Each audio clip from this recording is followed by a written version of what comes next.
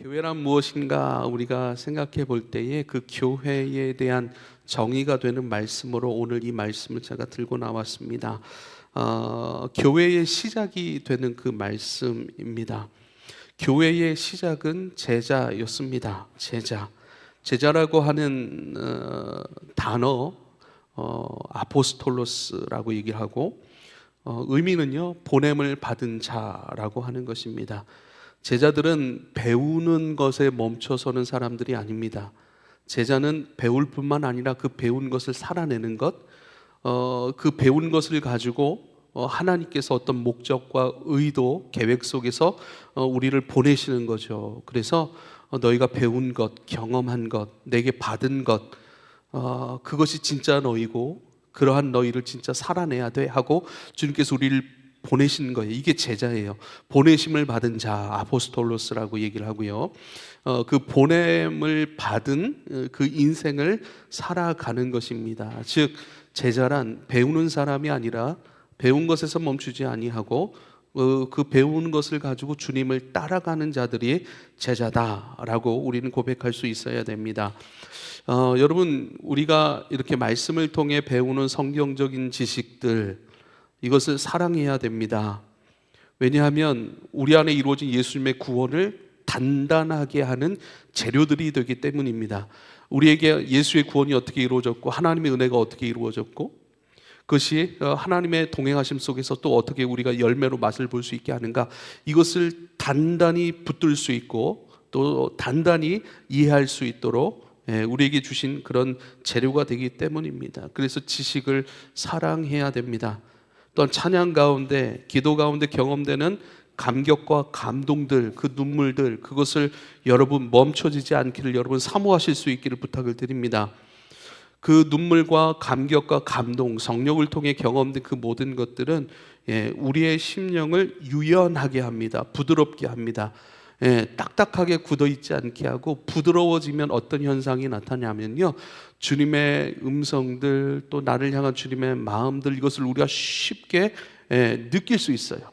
그래서 우리가 또 감격 속에서 더 감격하는 것이고, 눈물 속에서 쉽게 돌아올 수 있고, 또 쉽게 한복할 수 있고, 쉽게 깨달을 수 있는 거예요. 그래서 저는 찬양을 많이 듣습니다.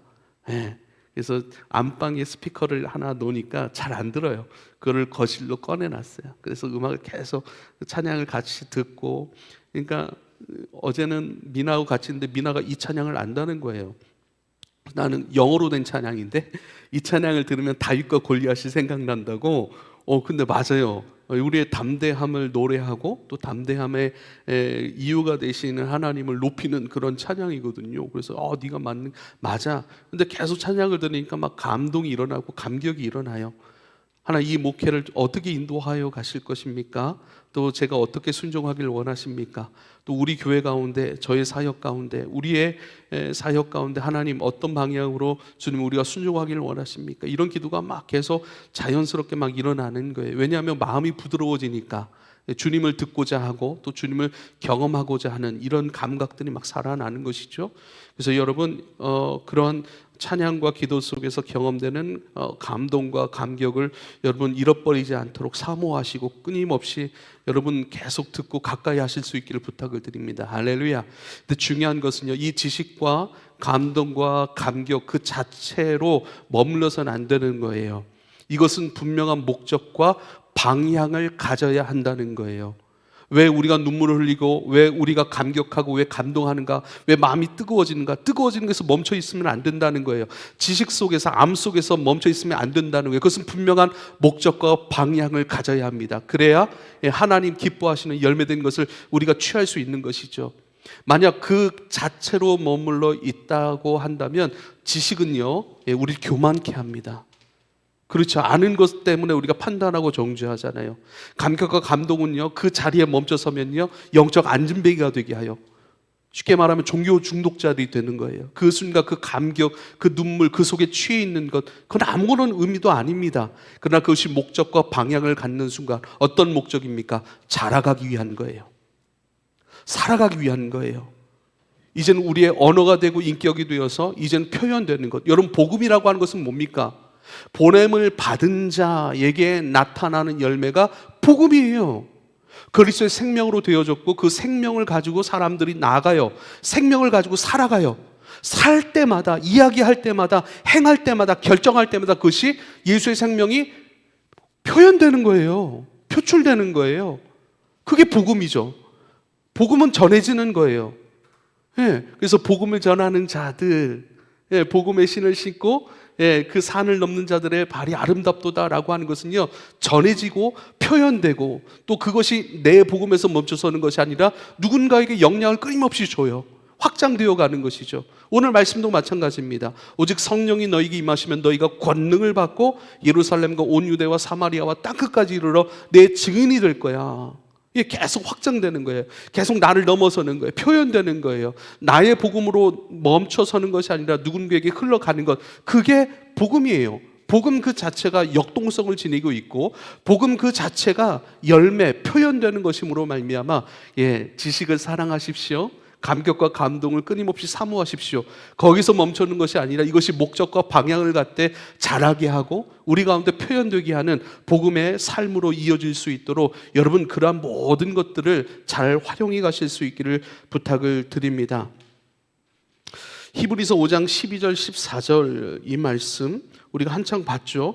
때가 오래므로 너희가 마땅히 선생이 될 터인데 너희가 다시 하나님의 말씀의 초보가 무엇인지 누구에게 가르침을 받아야 할 것이니 젖이나 먹고 단단한 식물을 못 먹을 자가 되었도다 이렇게 얘기를 해요. 이러한 모든 것들이 우리 안에 머물러 버리면 예, 단단한 음식을 먹질 못하는 젖이나 먹어야 될 예, 가장 초보적인 그 상태에 머물 수밖에 없으니 이것이 참 안타깝다라고 하시는 그 말씀이고 14절에 단단한 식물은 뭐냐? 장성한 자의 것이니 장성한 자 예, 이젠 성장한 자예요. 큰 자예요. 능력 있는 사람들의 것이래요.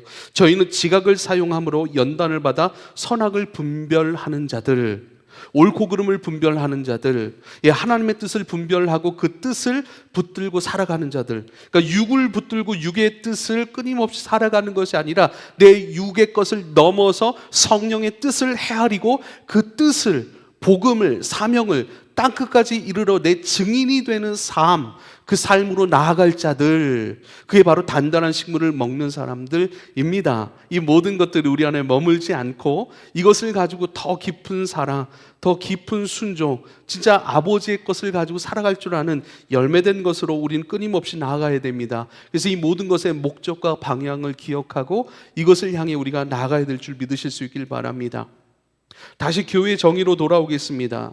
사도행전 1장 8절 교회란 무엇인가? 오직 성령이 너에게 임하시면 너희가 권능을 받고, 이게 교회의 시작이에요. 저와 여러분의 시작은 뭐죠? 성령의 임하심이에요. 그리스도의 영이고 하나님의 생명 아니십니까? 하나님의 능력 아니십니까? 하나님의 나타나심 아니십니까? 우리를 고아와 같이 버려두지 아니하고 보혜사 성령을 우리 가운데 보내셔서 그분이 우리 속에 들어와 우리의 지혜가 되는 거예요. 우리의 능력이 되는 거예요. 우리의 언어가 되는 거예요. 우리의 살아갈 발걸음이 되는 거예요. 세상 호락호락하지 않습니다. 어려운 점도 있습니다. 내가 감당하지 못할 수많은 것들을 우리가 많이 만나고 부딪히잖아요. 그런데 그 부딪힘 가운데 우리가 내팽겨치지 아니하고 끊임없이 우리 안에 있는 성령께서 말씀하시고 깨닫게 하시고 내 육의 본성이 아니라 그 우리 안에 계시는 성령의 본성대로, 성령의 뜻대로 행할 수 있게 하시는 우리의 주인이 되시고 우리의 움직임이 되시고 우리의 시작이 되시는 그 성령, 그 성령이 우리 안에 있다면 우리는 교회인 거예요. 할렐루야. 성령이 우리 안에 있다면 아포스톨로서 보냄을 받은 자로서의 삶이 정당화되는 것이고 합당해지는 것이고 이것이 시작이 되는 것입니다. 오직 성령이 너희에게 임하면 너희가 권능을 받는다. 권능이라고 하는 것은 하나님이 베푸시는 능력이고 하나님께서 우리 가운데 실행하시는 그 능력입니다. 권능, 그 능력이에요. 그래서 그 능력을 경험한 사람은 더 많이 의지합니다. 의지하기를 기뻐하고요, 쉽게 항복하고요, 고집 피우지 않아요. 내 것을 지키려고 고집이 뭐예요? 내 것을 지키려고 하는 습성 아니에요. 내가 내 힘으로 지키려고 하는 거예요. 왜요? 이거 잃어버리면 안 될 것 같으니까. 이거 잃어버리면 손해볼 것 같으니까. 이거 잃어버리고 그 다음에 어떤 막막함일 것 같으니까 잃어버리지 않기 위해서 내 고집으로, 내 힘으로 이것을 늘 붙들고 있는 거예요. 근데 그 권능, 힘, 이기게 하시는 능력, 극복하게 하시는 능력, 인내하게 하시는 은혜, 이것이 권능이에요. 전하게 하시는 담대함, 지혜로 분별하게 하시는 하나님의 능력, 이게 다 권능이에요. 이것들을 맛본 자, 이것이 임한다고 그랬어요. 이것이 임한 자들은요, 이제는 내 힘을 내려놓기 시작해요. 그 내려놓음에서 나타나는 것이 순종이에요. 항복이에요. 그 내려놓음에서 시작되는 것이 충성이에요. 그러니까 이 순종이라고 하는 단어는요, 그 권능을 만나고 그 권능 가운데 인정하는 사람들에게 나타나는 열매라고요. 그러니까 순종, 쉽게 순종하는 자일수록 쉽게 아버지의 능력을 인정해버려요. 그 능력이 있음을 알고 내 것을 쉽게 내려놓고 그 능력 가운데 쉽게 반응하는 것이죠.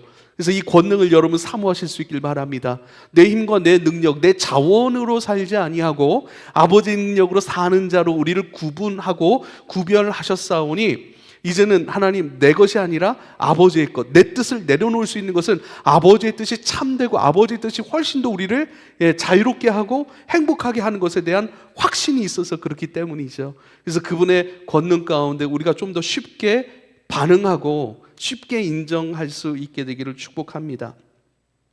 오직 성령이 너희에게 계시면 너희가 권능을 받고, 교회의 시작이 되는 사람들, 우리도 마찬가지죠. 이 교회의 시작이 되는 사람이 반드시 있습니다. 그 사람들이 시작해요. 그 사람들이 기도하기 시작해요. 그 사람들이 하나님의 뜻을 알기 시작해요. 그걸 기도하고 사모하고 이제는 그것을 어떻게 함께 신앙생활하는 우리 성도들에게, 우리 교우들에게 이것을 공유할 것인가, 그들에게 스며들게 할 것인가, 아버지의 뜻을 알고 기도하기 시작하고 그 기도 안에서 함께 이것을 공유하고 누리게 하기 위한 헌신들, 수고들, 계획들, 거기서 그것이 흘러나오는 것이죠.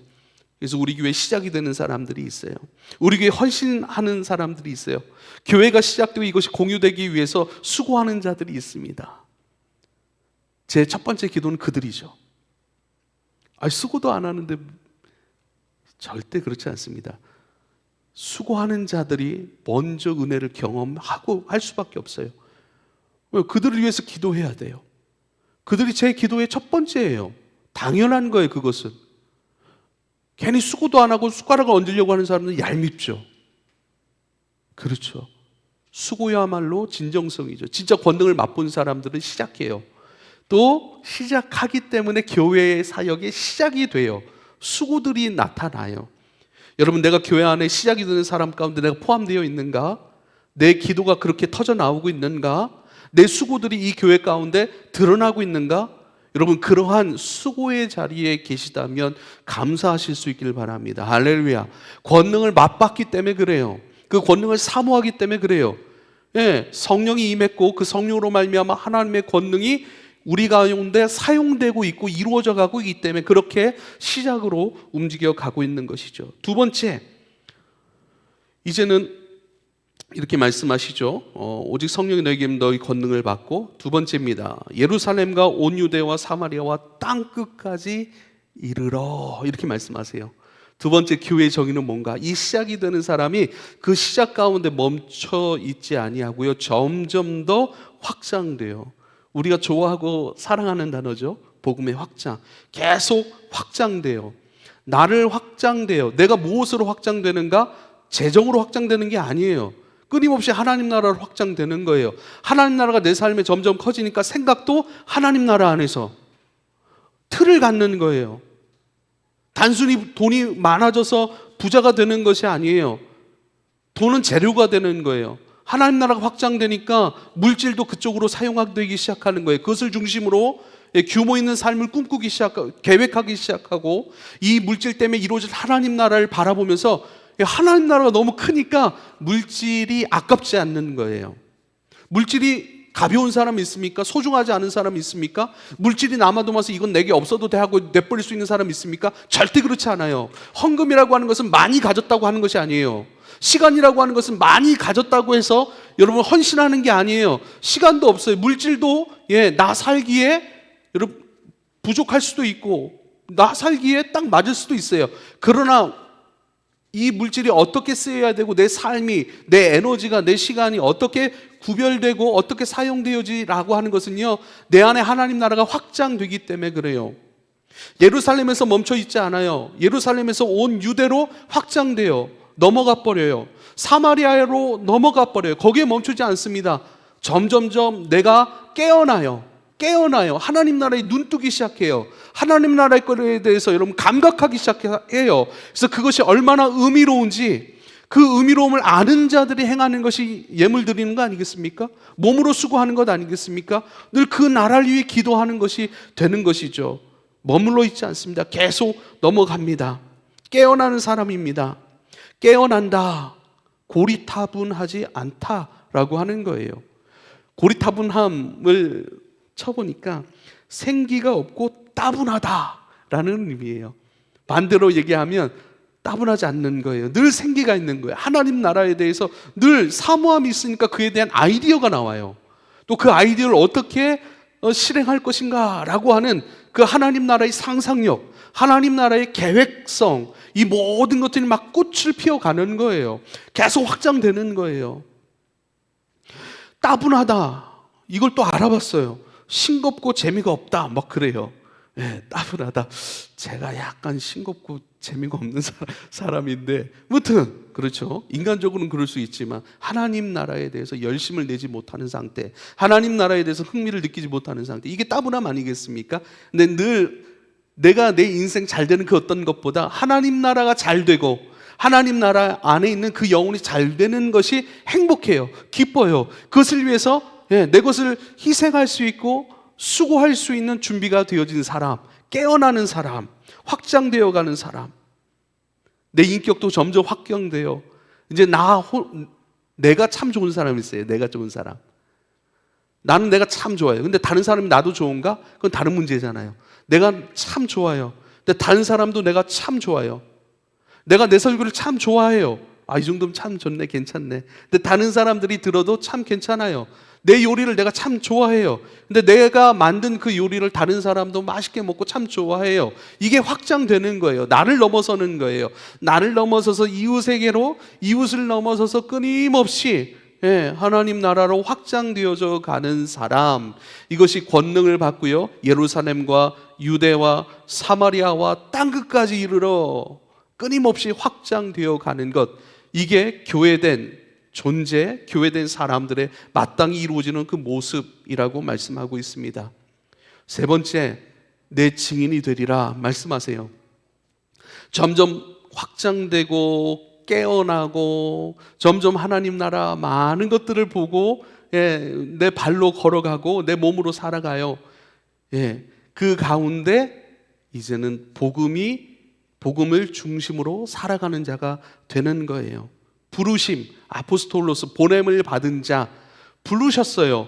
그리고 그 부르심을 향하여 우리를 보내셨어요. 복음이 중심이 됐어요. 그 부르심의 내용들이 내 삶의 중심이 됐어요. 이제는 내 본능, 육의 본능을 따라 사는 것이 아니라 영의 본능을 따라 살아가요. 성령의 본능, 성령의 생각.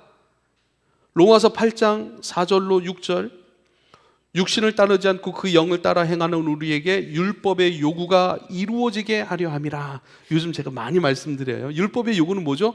의롭게 사는 거예요. 하나님 앞에 합당하고 의롭게. 근데 이것이 그 의롭게 살려고 아둥바둥 고행하고 선을 행하려고 막 억지로 되어지는 것이 절대 아닙니다. 육신을 따르는 자는 육신의 일을, 영을 따르는 자는 영의 일을 생각한다. 성령을 따르는 자는 성령의 생각들이 자연스럽게 우리 마음과 우리의 생각에 그 생각으로 자리 잡고 그렇게 살고 싶은 거예요. 그렇게 살지 못하는 것을 가지고 또 회개하고 안타까워하고 주님께 또 무릎 꿇고 또 그렇게 살 만한 그 마음 따라 그 일을 하고 싶은 거예요. 그곳을 가고 싶은 거예요. 그 일에 내 마음과 삶을 드리길 원하는 것이죠. 성령을 따라 살아가는 자, 바로 성령께서 허락하신 그 생각에 기쁨으로 마땅히 순종한다라고 얘기를 하는 거예요. 로마서 8장 13절 14절에는요 너희가 육신대로 살면 반드시 죽을 것이로되 영으로서 몸의 행실을 죽이면 살리니 무릇 하나님의 영으로 인도함을 받는 사람은 곧 하나님의 아들이니라 그래요. 무릇 하나님의 영으로 인도함을 받는 하나님 아들로서의 삶, 복음 중심의 삶, 끊임없이 성령의 생각이 오늘 나의 언어가 되고 오늘 나의 선택과 결정이 되는 것, 끊임없이 그것으로 무엇을 하든지 성령의 생각, 성령의 소원들이고 또 하나님을 기쁘시게 할 만한 그 일들로 우리가 자연스럽게 그것을 좋아하고 사모하게 되어 가는 것이죠. 그래서 교회란 무엇인가? 성령의 임재가 있는 사람, 그리고 성령의 임재 속에서 우리에게 주어지는 하나님의 권능을 사용하고 맛볼 수 있는 기회들을 놓치지 아니하고 그것들을 사모하고 그 일들이 우리 가운데 감지되고 우리 가운데 사모되고 기도되어질 때에 그것을 시도하고 끊임없이 그것에 순종하는 사람들, 그리고요 복음을 중심으로 살아가는 끊임없이 확장되어져 가고 넓혀져 가는 사람들, 멈춰 있지 않아요. 여기가 좋사오니 그것이 아니에요. 그 여기가 좋사오니 그것을 경험하고 난 다음에 제자들을 어떻게 해요? 다시 세상으로 보려잖아요. 그 변화산의 경험을 통해서 바로 내려와 귀신 들린 아이를 만나는 거 여러분 아십니까? 그곳으로 끊임없이 확장되어져 가는 사람인 것이죠. 보냄을 받은 자로서 복음의 중심으로 살아가는 자들, 이것이 바로 제자이고 바로 교회된 사람들이라는 것입니다. 그렇다면 성령의 임재와 권능, 그것을 기뻐하고 순종하고 끊임없이 깨어나고 자라가고 확장되어 가고 이제는 복음이 내 삶의 중심이 되고 그리스도가 나의 목적이 되고 나의 걸어갈 길이 되는 사람들, 이것을 우리가 어떻게 만날 수 있고 사용할 수 있는가? 쉽죠. 뭐겠어요? 말씀과 기도인 거예요. 말씀과 기도. 우리는 그러면 교회된 사람들은 무엇으로 살아요? 말씀과 기도로 살아가는 거예요. 그걸 한번 보겠습니다. 마태복음 28장 20절에 이렇게 말씀하세요. 내가 너에게 분부한 모든 것을 가르쳐 지키게 하라 그래요. 이 말씀은요 사도행전 1장 8절과 연결된 말씀이에요. 그러니까 예수님께서 승천하시기 전에 이 말씀을 남겨놓으셨죠. 그리고 약속하신 것을 예루살렘에 모여서 예루살렘을 떠나지 말고 함께 모여 기도하라고 사도행전 1장 4절에 말씀하셨습니다. 그리고 그 성령의 임재 속에서 권능을 받고 너희가 이렇게 확장되고 복음의 삶으로 교회로 살아갈 거야 하신 말씀, 그 삶의 모습은 뭐예요? 내가 너에게 분부한 모든 것을 가르쳐 지키게 하라. 그러니까 주님께서 우리에게 명령하신 그 명령의 핵심은 뭐냐면요, 말씀의 사람이 되고 그 말씀의 사람이 되었은즉 그 말씀을 가르쳐 지키게 하는 것, 그 말씀을 나눠주고 가르쳐줘서 그들도 그 말씀으로 너와 같이 예수님의 제자, 보냄을 받은 자, 교회로 살아가는 삶으로 도와주고 초청하는 거예요. 그래서 우리는요 말씀을 가져야 해요. 말씀을 배워야 해요. 가르친다라고 하는 것은 그 말씀을 지식으로 갖고 뿐만 아니라 그것이 내가 설명하고 가르칠 수 있는 말씀의 전문가 수준까지 올라가야 하는 거예요. 목사만 어느 특정한 말씀의 공부를 할 수 있는 그 사람들만의 권한이 아니고 그 사람들을 향한 명령이 아니라 교회된 저와 여러분 모두에게 관한 명령이에요. 그래서 말씀을 가볍게 듣는 것이 아니라 지금처럼 필기하셔야 돼요. 지금처럼 이 말씀을 내가 가르칠 수 있을 정도로 소화시킬 수 있어야 돼요. 말씀을 사모해야 되고요, 이것을 가르쳐 지키게 하는 삶으로서의 정체성을 우리가 함께 가져야 되는 것입니다. 말씀을 그냥 주일 듣는 설교의 수준으로만 가져서는 안 되고 거기서는 영적 안진뱅이일 수밖에 없고 나 하나 배부를 수밖에 없는 작은 떡에 불과할 수밖에 없는 거예요. 그러니까 내 인식, 내 생각 자체 깨어나지 않으면요 그 말씀이 확장되지 아니하고 나에게만 머문다고요. 근데 성령이 우리 가운데 임하셔서 우리를 깨어내게 하면 이 말씀이 나를 영적으로 배부르고 만족시킬 뿐만 아니라 이것을 활용하려고 하는 사람들, 이것을 잘 배우고 익혀서 이것을 누군가에게 나누어 주려고 하는 그러한 복음의 정신, 복음의 제사장의 그 마인드를 갖게 되는 것이죠. 여러분, 이것은 우리 모두에게 분부하신 거예요. 뭐예요? 가르쳐 지키게 하래요. 말씀, 하나님 나라에 마땅한 삶, 이 땅에 육을 입고 하나님 나라를 추구하는 사람들에게 나타나야 될 마땅한 말씀, 그것이 무엇인지 일러줘야 돼요. 어떻게 왜 기도해야 되는지, 하나님 나라는 무엇인지, 예수 그리스도는 누구인지, 그 구원이 무엇인지, 그분께서 베푸시는 은혜가 무엇인지 우리는 고백할 수 있어야 합니다. 요한복음 14장 26절에 보혜사 곧 아버지께서 내 이름으로 보내실 성령, 그가 너희에게 모든 것을 가르치고 내가 너희에게 말한 모든 것을 생각나게 하리라. 할렐루야. 정확하죠. 우리가 이제 보내심을 받아요. 예루살렘과 온 유대와 사마리아와 땅끝까지 이르러 내 증인이 되는 그 삶, 복음의 제사장으로서의 삶, 그 삶에 나타나는 게 뭐예요? 성령께서 모든 것을 가르쳐 주시고, 만약에 지식적인 것으로 저에게 배우시잖아요. 지식적인 것으로 누군가에게 배우시잖아요. 그걸 성령께서 깨닫게 하시는 거예요. 지식에 머물러 가는 것이 아니라 그것을 활용하고 내뱉고 가르칠 수 있도록 하는 권능이 바로 성령이시래요. 그리고 이 모든 것을 생각나게 하시는 분이 성령이래요. 예루살렘, 온 유대와 사마리아와 땅끝까지 이르러 내 증인이 되도록 이것을 가르쳐 지키게 하는 그 삶을 내가 너희 속에 이루어갈 거야, 실행할 거야. 그게 성령이시래요. 그러니까 성령을요, 뭔가 어떤 다른 차원으로 기도하는 것보다 가르쳐 주시는 분, 깨닫게 하시는 분, 경험시켜 주시는 분, 생각나게 하시는 분, 말하게 하시는 분, 내 안에 있는 하나님 나라가 내 안에 갇혀 있지 아니하고, 이 말씀들이 성경책 속에 갇혀 있지 아니하고, 교회 안에 갇혀 있지 않게 하시고, 이것을 끊임없이 꺼내어 확장시키시는 성령을 여러분 신뢰하실 수 있길 바랍니다. 에베소서 2장 20절에요. 너희는 사도들과 선지자들의 터 위에 세우심을 입은 자라.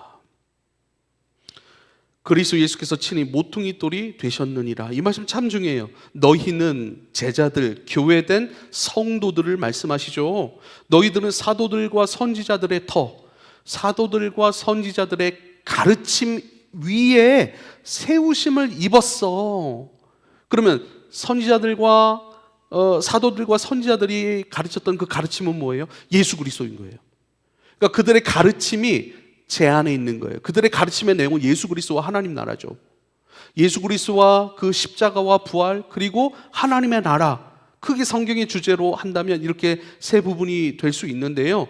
그 가르침, 사도들과 선지자들의 가르침 위에 저도 그 가르침 안에 있고 여러분도 그 가르침 안에 있는 거예요. 그 가르침의 내용은 예수라는 거예요.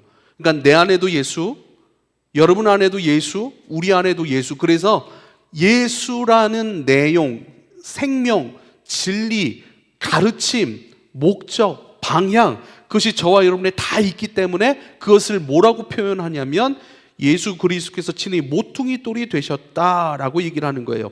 모퉁이 돌은요, 벽과 벽을 연결하고 지탱하는 주춧돌의 역할을 하는 거예요.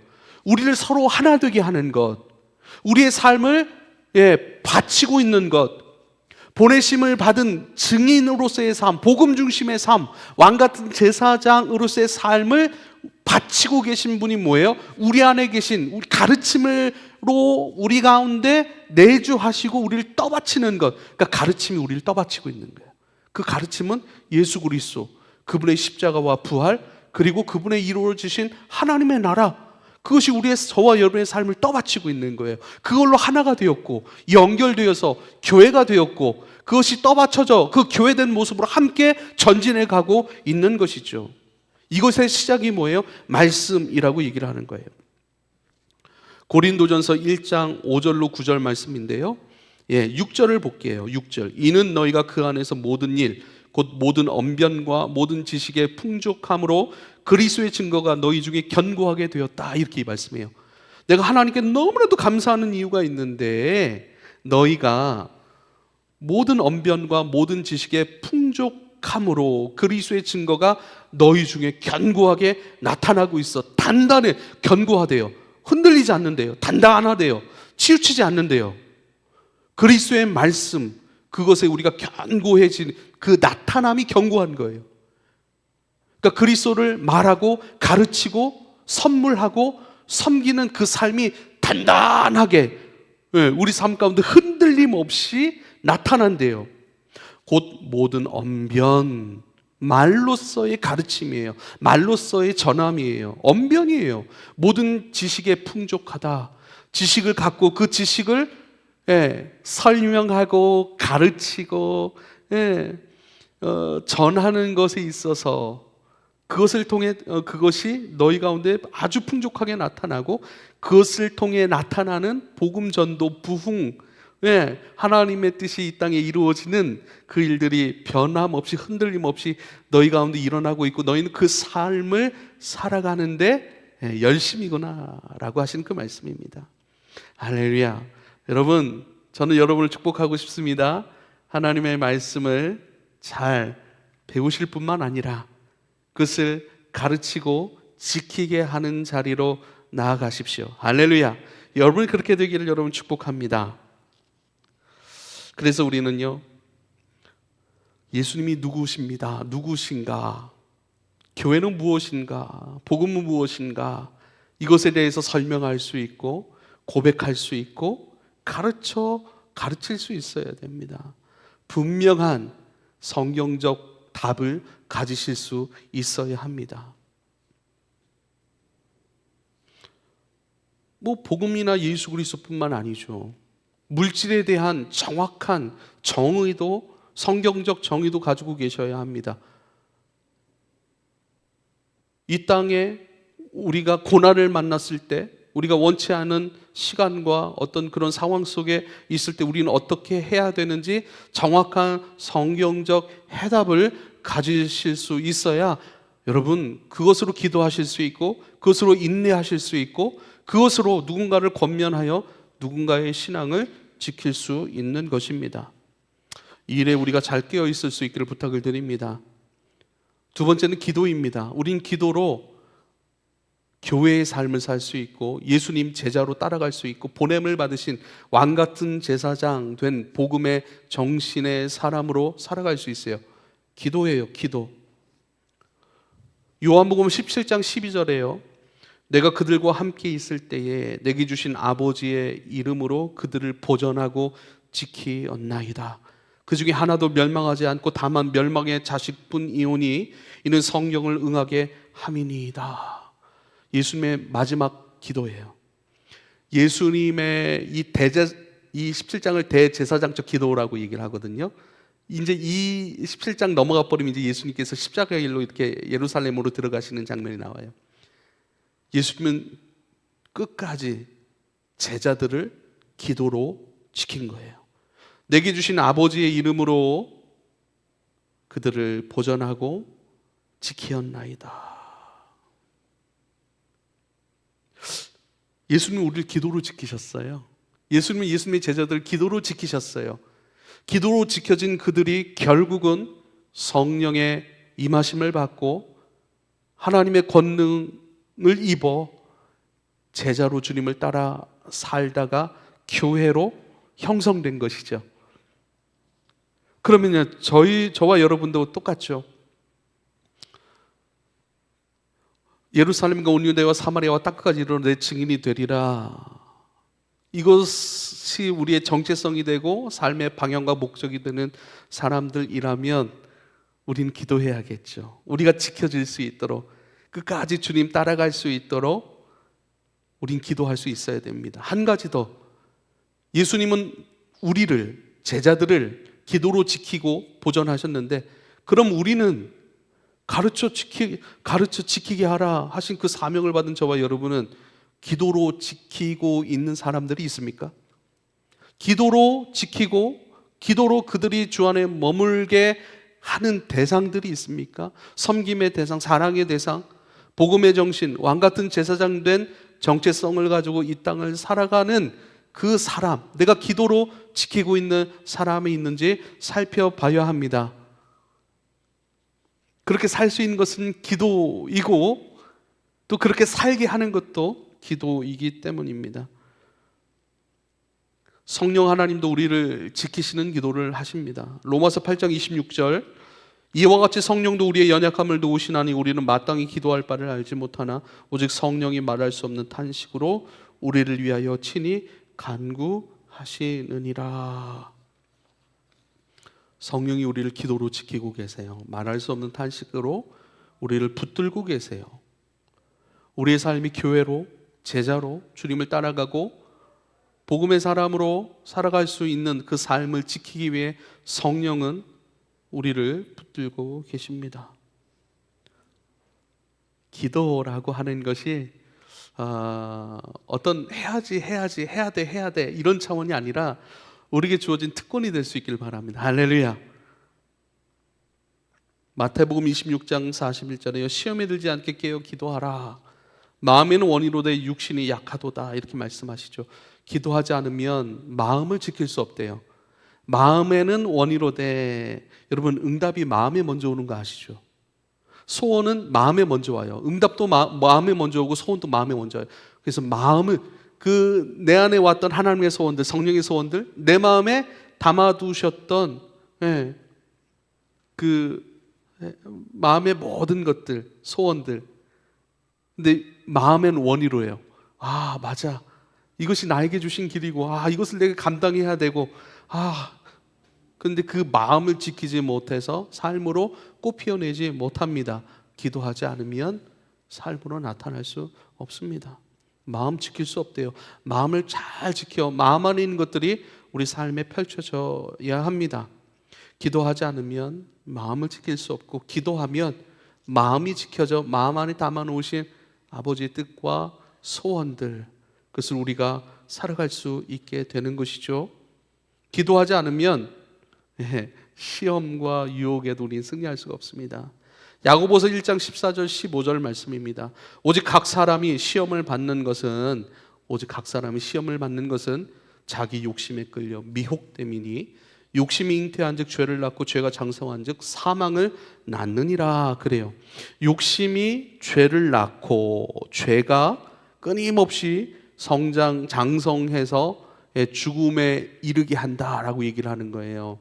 그러니까 내 안에 욕심, 기도로 잡아내지 않으면 그 욕심에 삼켜져 죄를 짓고 그 죄에 삼켜져 사망 상태, 하나님과 완전히 분리된 하나님의 것으로 완전 멀어진 존재가 된다라고 말씀하시는 것입니다. 주일날 이 말씀을 드렸어요. 마태복음 13장 14절 15절, 영적 사망 상태가 되면 어떠해지는가? 마태복음 13장 14, 15절입니다. 이사야의 예언이 그들에게 이루어졌으니 일렀으되 너희가 듣기는 들어도 깨닫지 못할 것이요 보기는 보아도 알지 못하리라. 이 백성들의 마음이 완악하여져서 그 귀는 듣기에 둔하고 눈은 감았으니 이는 눈으로 보고 귀로 듣고 마음으로 깨달아 돌이켜 내게 고침을 받을까 두려워함이라. 그래요. 들어야 되잖아요. 깨달아야 되잖아요. 봐야 되잖아요. 근데 보게 하시고 듣게 하시고 깨닫게 하신대요. 그게 은혜잖아요. 그게 생명의 역사잖아요. 그게 산자, 복음 안에서 산자의 마땅한 반응인데요. 오히려 그렇게 될까봐 두려워한대요. 은혜 받을까봐 두려워한대요.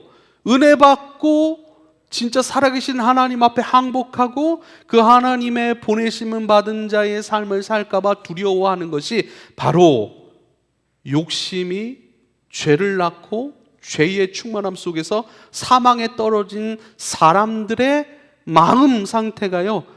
이러다가 진짜 하나님 경험하고 진짜 내가 그러면 안 되는, 하나님 마음에 두기 싫어한다라고 하는 로마서의 말씀이 딱 맞는 거예요.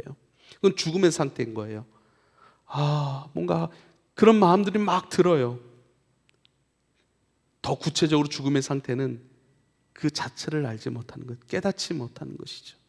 왜 이 말씀을 드리냐면 간혹가다 이것이 무의미하게 느껴질 때도 있고, 또 이러한 무의미하게 느껴지다 보니까 그렇게 순종하거나 에너지를 쓰는 것에 대하여 내 마음이 약해질 수 있거든요. 우리는요, 그럴 가능성이 다분한 사람들입니다. 그런데요, 그것을 알고도 회개하지 않아요. 두려워하지는 않아요. 그래도 된다라고 생각해. 우린 뭐죠? 그런 것이 감지되는 순간 그냥 주님 앞에 무기력함을 느낄 수 있지만 곧 돌아오잖아요. 이러면 안 되지. 주님 죄송합니다. 잘못했습니다. 주님 나를 깨워주셔서 내가 이 길로 가다가 죽게 생겼는데요. 주님 내가 살고 싶어요 하고 주님께 항복하고, 죄된 나를 쉽게 인정하고 주님께 다시 돌아오 회개하고 엎드리고 다시 새 생명 입어 살아나기를 우린 기도하잖아요. 할렐루야. 이런 것을 부정하면 안 됩니다. 우리 현실인 거예요. 그러나 그 현실도 이제는 완전히 이루신 그 구원 안에서 우리가 책임지고 감당해 가야 될 우리의 모습의 한 부분인 것을 우리가 인정할 수 있게 되기를 축복합니다. 주님이 기도하라고 말씀하세요. 야고보서 1장 5절 8절입니다. 참 귀한 말씀인데요. 너희 중에 누구든지 지혜가 부족하거든, 말씀이 있는데 그 말씀을 살아갈 능력, 그 말씀을 뱉어내고 말씀을 표현하고 하나님 나라 그 갈망을 표출하는 그 삶, 내 안에 있는 하나님의 은혜, 그것을 나타내는 것, 실행하는 것, 그것에 있어서 부족한 사람들, 그렇게 너희 중에 누군지 지혜가 부족하거든 지혜가 왔네요. 모든 사람에게 후히 주시고 꾸짖지 아니하시는 하나님께 구하라, 그리하면 주시리라. 할렐루야. 하나님 그 부족함을 알고 인정하고 모든 사람에게 꾸짖지 아니하시고 후히 주시는 그 하나님께 구하면 주시리라. 6절 오직 믿음으로 구하고 조금도 의심하지 말라. 의심하는 자는 마치 바람에 밀려 요동하는 바다 물결 같으니 이런 사람 무엇이든지 주께 얻기를 생각하지 말라. 두 마음을 품어 모든 일에 정함이 없는 자로다. 정함이라고 하는 것은 안정감이 없대요. 늘 흔들리는 상태예요. 안정감이 없고 중심을 잡지 못하니까 늘 흔들려요. 그러니까 주님이 기도를 통해 주님은 우리를 붙잡아 주신다. 기도를 통해 붙잡아 주시는 하나님의 은혜를 경험할 수 있고, 붙잡아 주시는 하나님의 은혜를 통해 우리는 중심을 잡을 수 있고 안정될 수 있고, 끊임없이 인내함을 통해 우리가 가야 될 그 길을 걸어갈 수 있다. 기도해라. 그렇게 흔들리지 않고 걸어갈 수 있는 것은, 잠시 흔들릴지라도 다시 주님께 붙들릴 수 있는 그 자리로 쉽게 돌아올 수 있어 걸어갈 수 있는 것은 기도하는 자에게 주시는 은혜야 라고 우리에게 말씀하시는 겁니다. 오직 믿음으로 구하고 조금도 의심하지 말아라. 의심하는 자가 어떤 자예요? 흔들리는 자예요. 왔다 갔다 하는 자예요. 중심을 못 잡으니까, 붙잡아 주시는 은혜를 경험하지 못하니까 내 생각 따라, 내 날 것의 생각은 뭐죠? 이 고삐 풀린 망아지잖아요. 이렇게도 하나님 날 사랑하시나, 사랑하시는 것 같다도 안 한 것 같기도 하고, 또 하나님 내 인생을 책임지시고 인도하여 가시는 것 같다도 안 돼, 내가 뭔가 내 지혜로 내가 살아야지라고 하는 육적 에너지가 막 발동되고, 의지가 발동되고, 그렇죠? 막 경거망동한 거예요. 생각이 그래요. 두 마음이 품어 모든 일에 흔들리는 자, 정함이 없고 안정감이 없어 늘 흔들린다. 이런 자들에게 특효 처방을 해주시는데 그것은 바로 기도라, 이렇게 말씀하고 있습니다. 사랑하는 여러분, 교회로 부르심을 받아 교회로 살아가고 나를 넘어서는 것, 여러분 나를 넘어서야 됩니다. 지금 여러분이 인식하는 여러분이 전부가 아닙니다. 마치 병아리가 알을 깨고 나오듯이 끊임없이 깨워져야 돼요. 깨어나야 돼요. 확장돼야 돼요. 예루살렘의 존재가 온 유대로 확장되어지고 온 유대적 존재가 사마리아로, 이방 땅까지 생각할 수 있는, 뭐죠? 내 민족적, 혈육적, 육적 자아를 넘어버리는 거예요.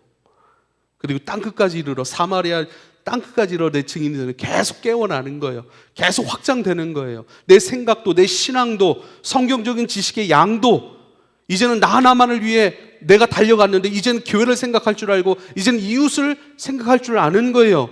이제는 내 짐이 너무 무거워 버거워하는 것이 아니라 다른 사람의 짐까지도 져줄 수 있고, 이제는 다른 사람의 짐 지는 법, 야, 이렇게 지어야 효과적으로 질 수 있고 우리가 더 멀리 갈 수 있어, 그 짐지는 법까지 알려줄 수 있는 사람, 지혜로운 사람, 나를 깨어내는 사람, 나를 넘어서야 돼요. 나를 깨어내야 돼요. 할렐루야. 목사로서 뭔가를 권면해요. 근데 참 처음에 그것이 여러분 불편할 수 있어요. 어떤 리더십들이 당신이 이렇게 기도하십시오, 이렇게 움직이십시오, 이렇게 하는 것이 좋습니다라고 할 때 처음에 그것이 불편할 수 있어요. 왜요? 나를 넘어서는 것이 쉽지가 않아요. 그러나 사도행전 1장 8절 교회 제자 된 복음의 사람의 정체성에 대해서 말씀하시는, 우리가 이 안으로 들어가야 돼. 그래서 나를 좀 오픈해 놔야 됩니다. 그리고 나와 함께 영적인 좋은 것들을 공급하고 함께 누려가는 사람들을 귀하게 여기고 이들의 권면을 잘 받아 나를 확장시켜가면 난 더 자유로워요. 안정감이 있어요. 더 많은 것들을 누리고요, 누릴 뿐만 아니라 그것을 섬기고 흘려보낼 수 있는 왕같은 제사장 된 복음의 정신의 사람들, 그 인생, 그 부르심으로의 삶이 우리가 또 충분히 경험될 겁니다. 마지막으로 디모데전서 4장 4절 5절입니다. 하나님께서 지으신 모든 것이 선함에 감사함으로 받으면 버릴 것이 없나니 하나님의 말씀과 기도로 거룩하여짐이라. 쉽게 말하면요, 하나님께서 우리에게 허락하신 모든 것들은 말씀과 기도를 통해 우리가 만나는 거래요.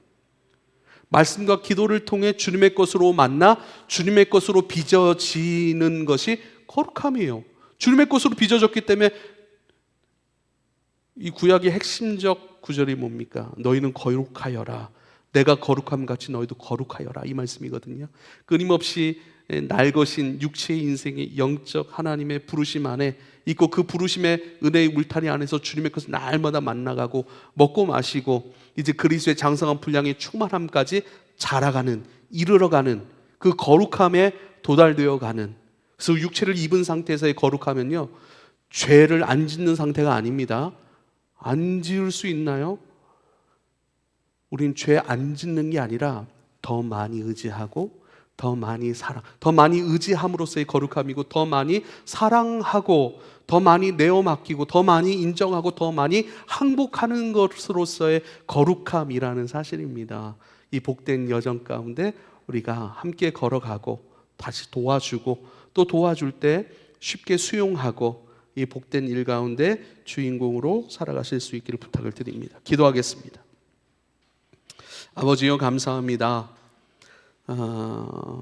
주님, 제자로 부르셨고 교회로 살아가게 하셨습니다.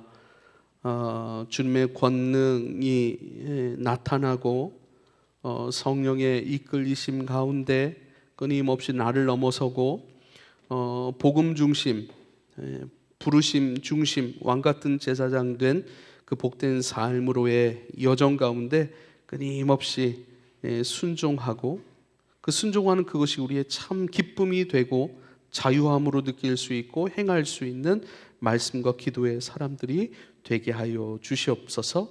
또한 이것을 이 교회가 분명한 목적과 방향 안에서 함께 실행해 갈 때에 필요한 모든 것을 공급하여 주십시오. 특별히 사람들 안에 지혜를 주시옵소서. 사람들 가운데 하나님 나라 보고 듣고 경험케 하셔서 하나님 그것을 사모함으로 살아가는 기쁨의 반응들이 넘쳐나는 이 교회가 되게 하여 주옵소서. 예수님의 이름으로 기도하옵나이다. 아멘.